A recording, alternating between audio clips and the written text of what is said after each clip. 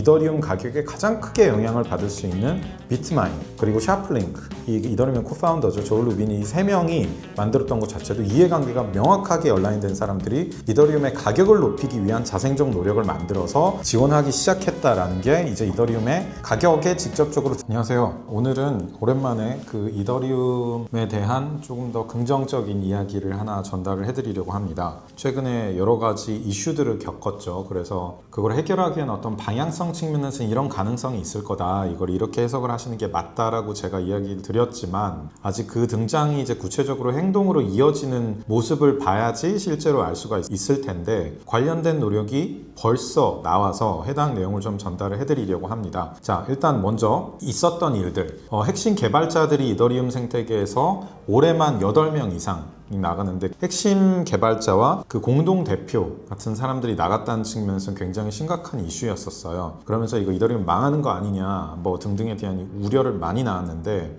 그때 이제 비탈릭이 했었던 얘기가 아니다, 이더리움은 원래 이런 역할을 담당을 하는 거였었고, 이더리움은 그렇게 많은 지분도 보유하지 않는 0.16%, 0.17% 보유하고 있는 상황에서 이더리움의 가격과 이더리움의 가치에 대한 부분은 다른 플레이어들이 이 부분을 채울 거다라고 얘기를 했는데, 실제로 그렇게 일이 진행이 되고 있습니다. 나갔던 전직 시니어 연구원 중에서 5명이 ETH 랩스라고 해서 이드랩스라는 것을 설립을 했습니다. 그게 바로 이틀 전 6월 22일이고요. 이거는 두뇌 유출이 된 게 아니라 생태계로 그냥 옮겨가는 개념으로 보시면 돼요.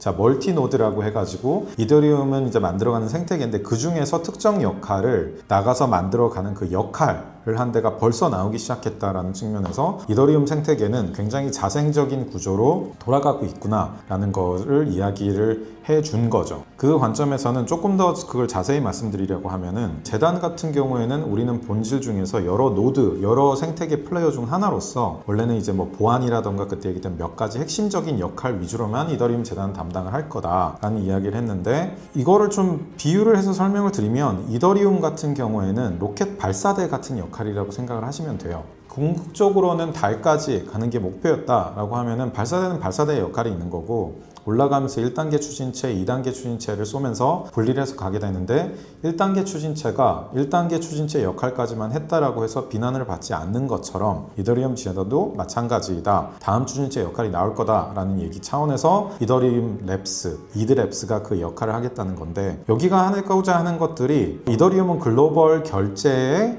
정산 레이어로 만들자, 좀 어려운 얘기일 수 있는데, 지금 스테이블 코인, 페이먼트 뭐 이런 것들 되게 많이 나오고 있잖아요. 그 관점에서 이더리움이 직접 수혜를 입을 수 있게 해주자 라는 역할을 하는 거고, 그러다 보니까 뭐 빠른 정산할 수 있는 것들을 하고 네이티브 발행 같은 것도 하지만은, 지금까지 L2에 다 분산됐던 가치를 어떻게 이더리움에 모을 건가 라는 차원에서 크로스체인 이동 쪽을 정확하게 준비를 해보자, 기관들이 쓸 수 있는 형태로 이더리움이 직접 더 할 수 있는 메인넷 용량 확대를 고민을 해보자 해서 직접 그 기관을 수용할 수 있는 방향을 가보자, 이더리움의 화폐적 속성도 연구를 해보자. 결국 여기서 주장하는 건 뭐냐, 이더리움이 만들어 놓은 생태계에서 이더리움 재단은 원래 그 역할을 하겠지만, 이드랩스라는 데에서는 이걸 만든 곳도 가장 큰 지분 관계, 이더리움 가격에 가장 크게 영향을 받을 수 있는 비트마인, 그리고 샤플링크, 이 이더리움 코파운더죠. 조엘 루빈이 이 세 명이 만들었던 것 자체도 이해관계가 명확하게 연라인된 사람들이 이더리움의 가격을 높이기 위한 자생적 노력을 만들어서 지원하기 시작했다라는 게 이제 이더리움의 가격에 직접적으로 드라이브를 할 수 있는 역할이 이더리움 재단이 아니라 이더리움 생태계 내에서 나오고 있구나라고 볼 수가 있습니다. 자, 그래서 그런 관점에서 이제 메가이스라는 이더리움의 프로젝트도 모두가 원하던 것들이 실현되기 시작했다. 가치 축적, 즉 이더리움 지분율이 높은 4%대, 뭐 1%대 있는